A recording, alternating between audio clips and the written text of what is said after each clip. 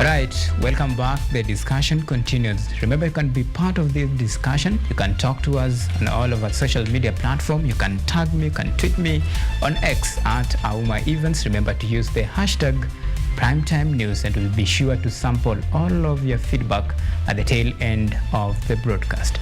Now, John, actually, before we went on a break, you were saying, you were raising a very important, point regarding this particular discussion. You can proceed.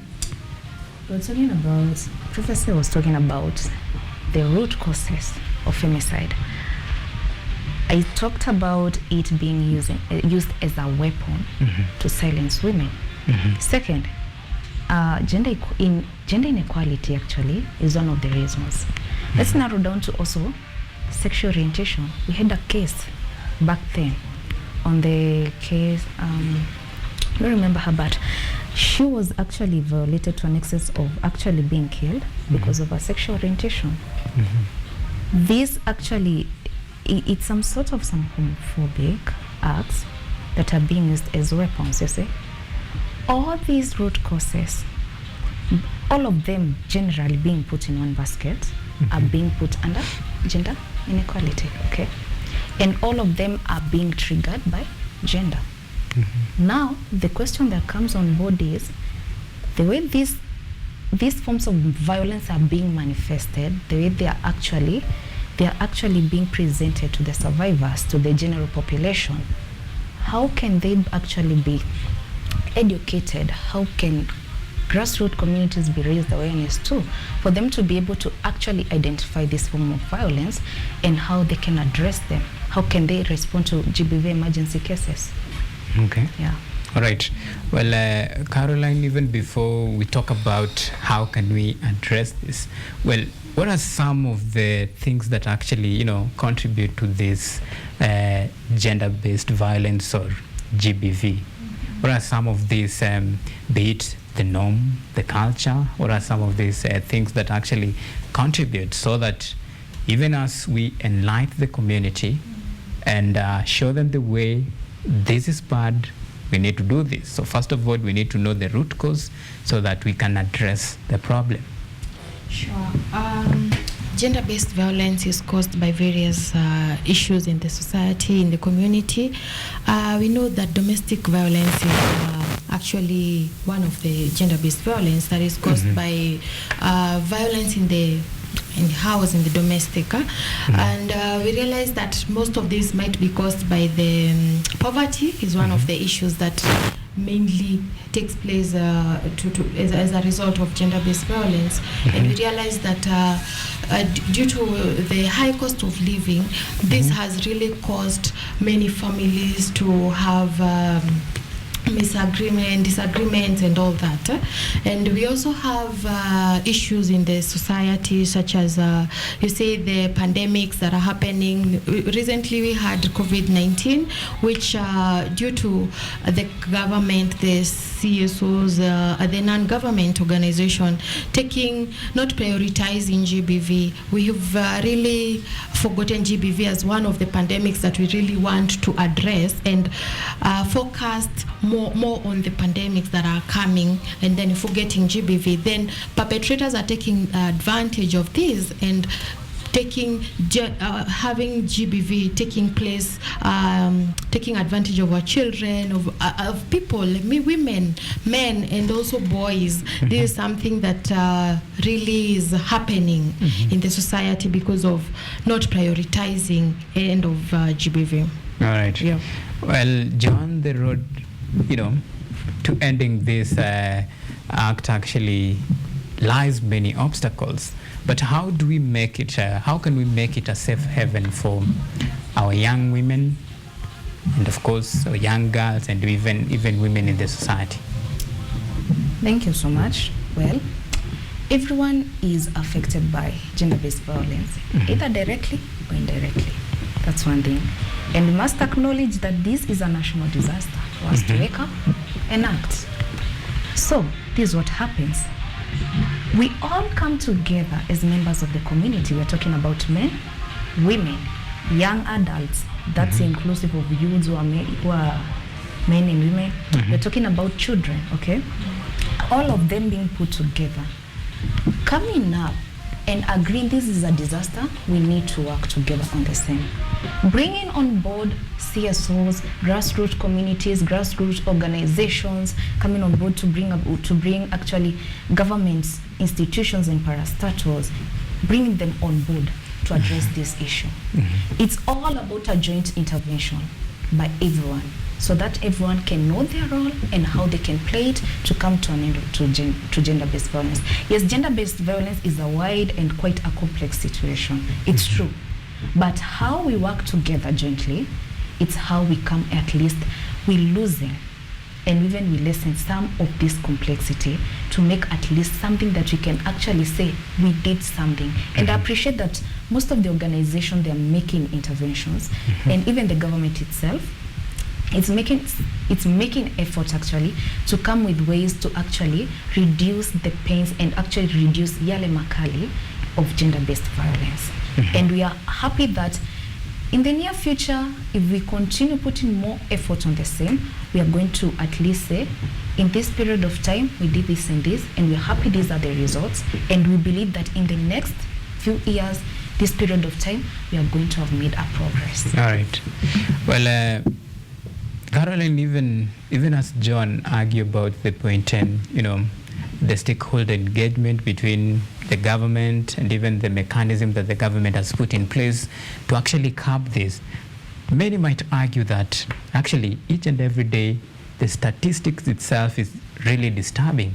Well, have we done enough to actually curb this, given all these existing laws? But are you convinced that are we in the right track? Have we done enough to actually try to curb this, unending nightmare? Well, yes, the statistics are there, and as we've said, not the laws are being made, and I'm not convinced that we are really doing enough. Yes, you're making policies, but you're not implementing them on the ground. That is the major challenge, actually, that I've observed when you're out there at the grassroots level. Implementation has been really a great challenge. Yes, people might report, but after reporting, what next?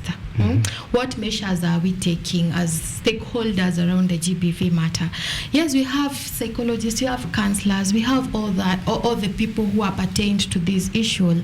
But yes, a perpetrator might be reported and imprisoned. But what next step have we taken?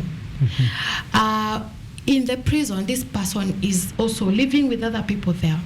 What do you think is going to happen to the people, inmates, with this perpetrator of this act? I'm quite certain that it's going to happen. The same thing that happened with the perpetrator out here. Same thing is going to happen inside. So I feel like we need to address this issue to also another level. Think of psychological support to some of these people who are perpetrating the matter of GBV.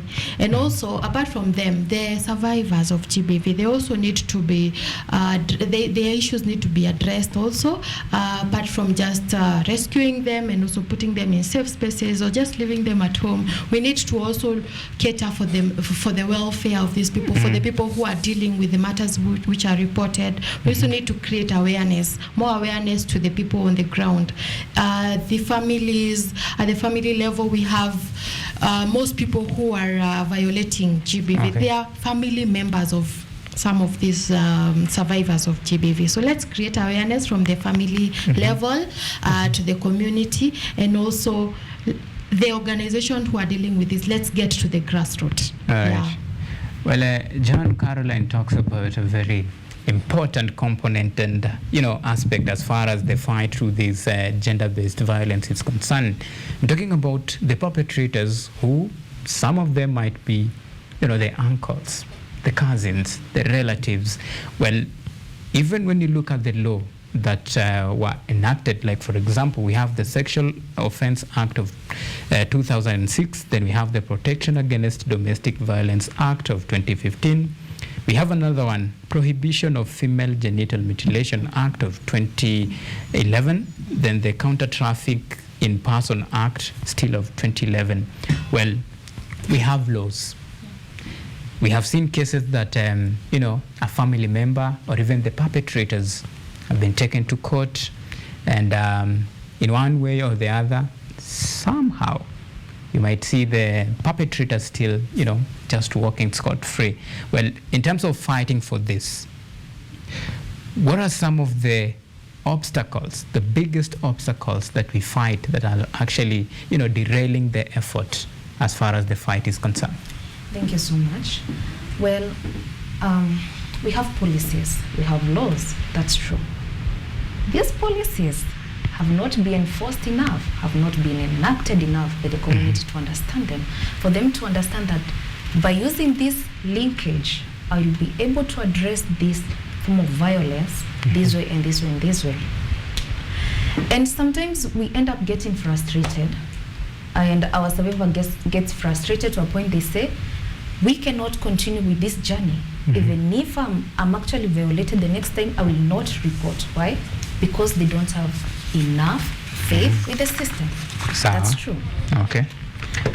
All right. Well, I want to give you each, a closing remark, so that even because time is not on our side, and I think I will give you this moment to actually, serve it as your parting shot. So. I would like to call upon everyone that everyone has an action. Everyone has an action to make to end GBV.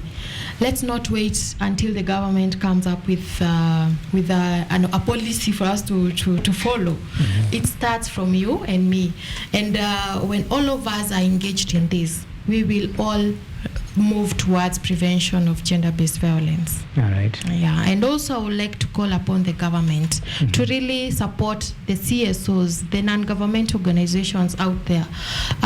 We have safe centers for survivors of gender-based violence, which we really would like the government to add more to the communities out there. Because yes, we will find people who are violated, they report, but where else do you take them for safety? So we would like to encourage that. And also there's this there's a policy, there's something that is actually on the discussion right now, a movement that we're moving from institutional-based care for the survivors, for children who are rescued from neglection from their parents, to community-based care.